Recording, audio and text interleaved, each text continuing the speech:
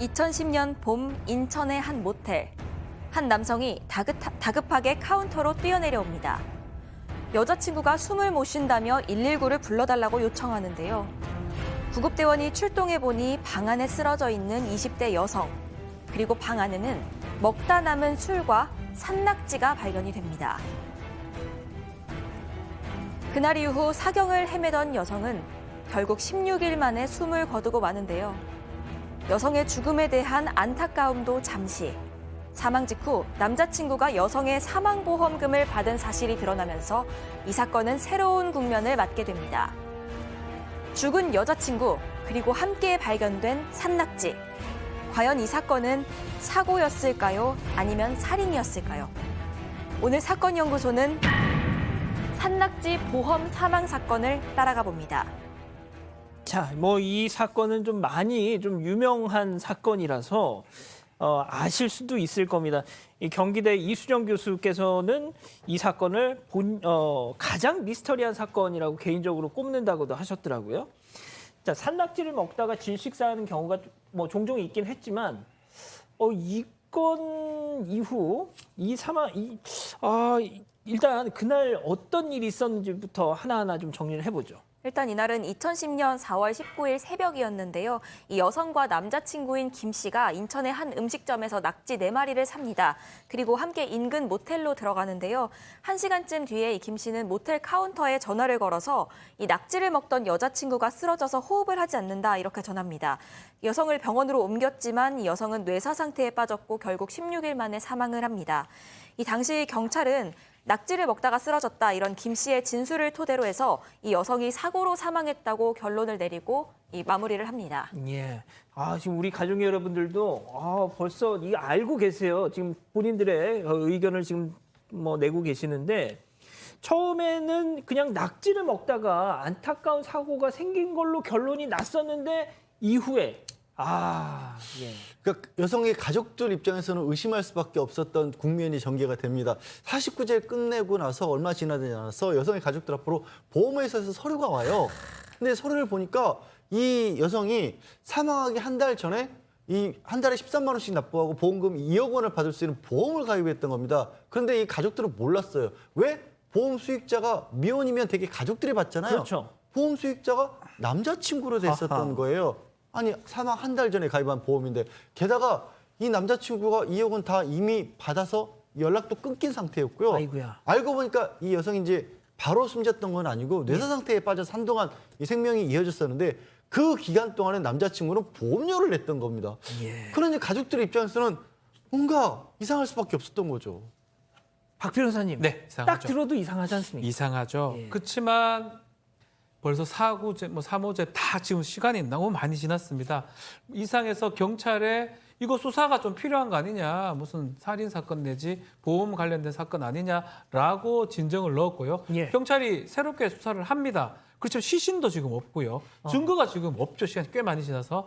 그래서 확인하는 과정에서 조금 이상한 것들을 좀 확인을 해요. 어허. 보험 수익자, 보험의 사고가 일어났을 때 이건 사망이죠. 사망이 일어났을 때 보험을 받는 자, 우리가 보험 수익자로 표현하는데 보험 수익자를 이렇게 변경한 것들을 알아냈는데 이 남자친구를 변경했는데 변경할 때 필체가 위조된 것을 경찰이 발견합니다. 오. 위조가 됐고요. 여성의 글씨인 것처럼 모방 필체가 있었다는 것을 확인을 합니다. 아하. 뭔가 이상하다고 경찰은 파악을 하고 불러서 왜 이렇게 했냐고 얘기를 하니까 피해자가 부모하고 사이가 안 좋으니까 나로 바꾸려고 했다. 그런 식으로 한 거지 다른 건 아니다라고 얘기를 하게 됩니다.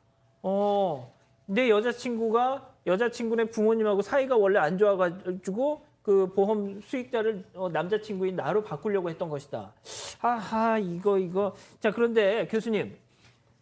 이게 이제 산낙지가 이 사건의 진짜 이 어떻게 보면 그 가장 상징적인 그거지 핵심 않습니까? 주제죠. 예.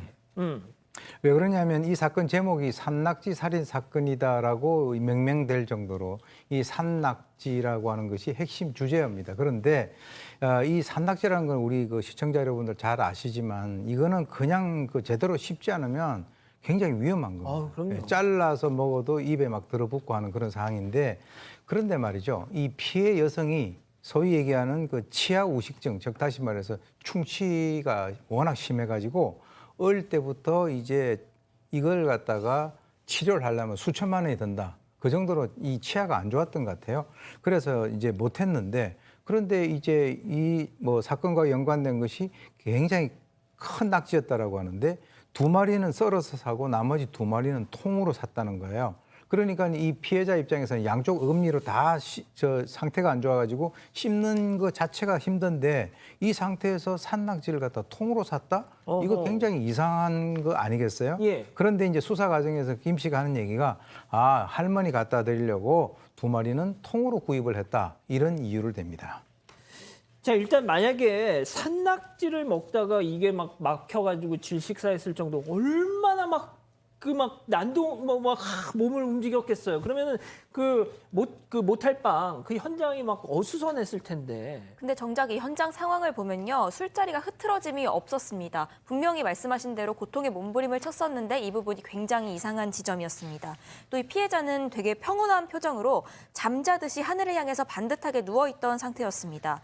또 무엇보다도 이 김 씨가 고층에서 1층인 카운터로 뛰어내려와서 도움을 청한 뒤에야 119를 불렀고 직원과 방으로 함께 올라옵니다. 이렇게 시간을 지체한 것도 의심이 가는 지점이고요.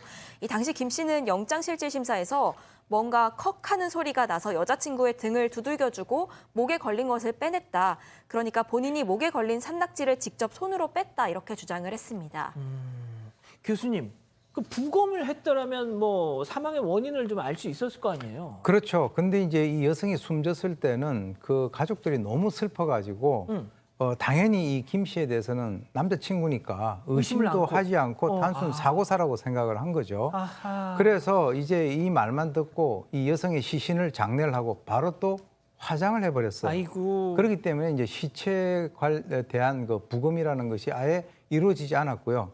그런데 이제 나중에 이제 여성의 아버지가 자꾸 뭐 이건 뭐 본인의 주장입니다만 꿈에 딸이 나와서 배가 아프다 이렇게 슬퍼하면서 울고 있는데 아무것도 해줄 수 없어가지고 상당히 안타깝다라고 하는데 제가 여기서 꼭 팁을 드리면 변사가 발생이 되면은 그것은 필히 부검을 해야 나중에 억울함이 없어집니다.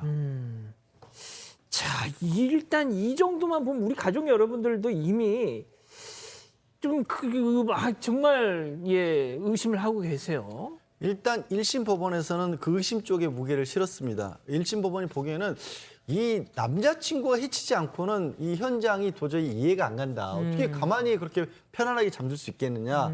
그리고 두 번째로는 이 남성이 뭐 좀 뭔가 의심스러운 행동이 많았던 거예요. 돈 없다 그러면서 외제 승용차 사고 있고 보험 가입 사실과 관련해서 피해자의 가족들에겐 여성의 가족들에겐 거짓말을 하고 그리고 나서 보험 설계사에게는 이거 혹시 뭐 가족들하고 나눠 가져야 돼요 이런 식의 그 질문을 한 다음에 보험금을 받은 다음에 가족들과는 또 인연을 끊어버렸다라는 거예요. 아이고야. 그런 여러 가지 상황으로 봤었을 때 유죄라고 1심 판단했고 무기징역을 선고했습니다. 자, 그럼 1심 재판부는 이 김 씨 남자친구가 낙지를 살인도구 혹은 뭐 이런 걸로 사용했다고 판단을 한 건가요? 아닙니다. 낙지가 살인 도구라고 보지는 않았습니다. 어. 낙지는 그냥 단순히 그냥 뭐 얘기한 내용에 불과하다고 1심 법원은 봤습니다. 그 이유는 뭐냐면 일단 치아가 이렇게 힘들기 때문에 굳이 낙지를 했을 거냐 그것도 의심스럽고 진술이 좀 바뀌어요. 낙지를 통으로 먹었다고 얘기하다가 다음에는 뭐 다리만 먹었다고 얘기하는 그런 부분도 의심스럽고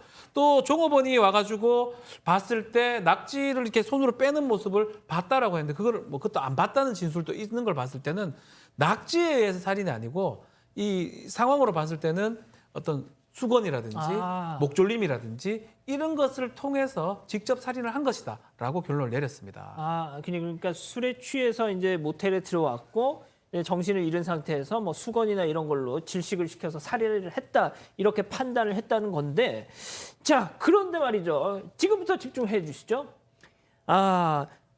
역시 그냥 이런 살인 사건이었구나라고 가는 줄 알았는데 확 뒤집어지잖아요. 네, 반전이 있었습니다. 이 반년 뒤에 2심이 정반대의 결론을 내린 겁니다.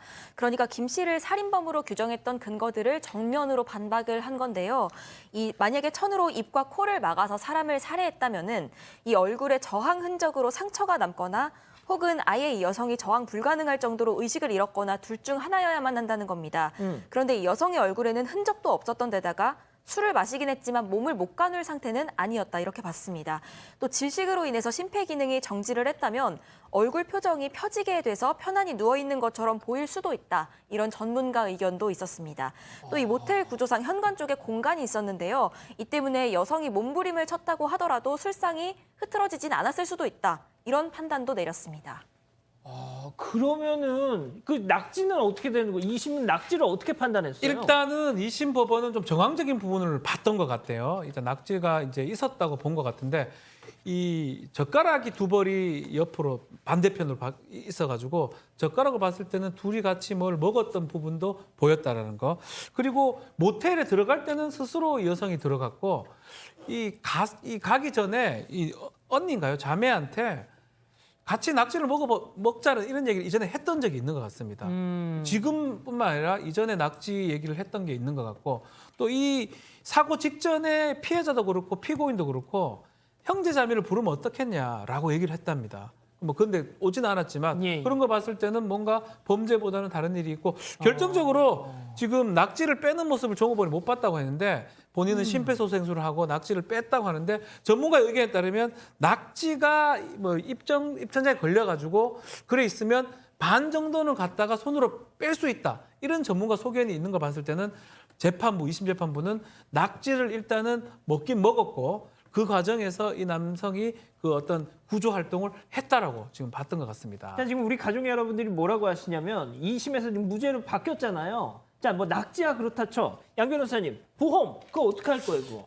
그 보험도 그냥 처음에 1심에 본 것처럼 13만 원이나 내서 2억 원을 받았다고 하니까 수상한데 이 또 보험의 성격을 자세히 들여다보니까 또 조금 아리송한 부분이 생깁니다. 이 보험이 질병 관련 보험이 주로 된 보험이었어요. 그러니까 뭐냐면 사고로 인한 사망 쪽에 무게가 둔 게 아니라 질병 관련이었고 또 이 숨진 여성 같은 경우에는 외할머니, 어머님이 다 암 관련 질병을 앓았던 게 있어서 평소에 암보험도 가입했었고 질병보험에 관심이 있었다는 겁니다. 그래서 제가 이 13만 원이었다고 그랬잖아요. 예. 그 13만 원 중에서 실제로 이런 식의 이제 갑작스러운 사망으로 인한 사고를 그 보장해 주는 건 14,000원밖에 해당이 안 됐다라는 겁니다. 그러니까 만약에 누군가 남자친구가 일부러 해쳐서 보험금을 받으려고 가입하게 만든 거라면 훨씬 사망사고 보험이 많이 보장이 되게끔 해야 되는데 그건 얼마 안 됐다라는 거고 또 하필이면 지금 전 남자친구의 고모가 사실상 이 남자친구의 엄마처럼 키워주신 분인데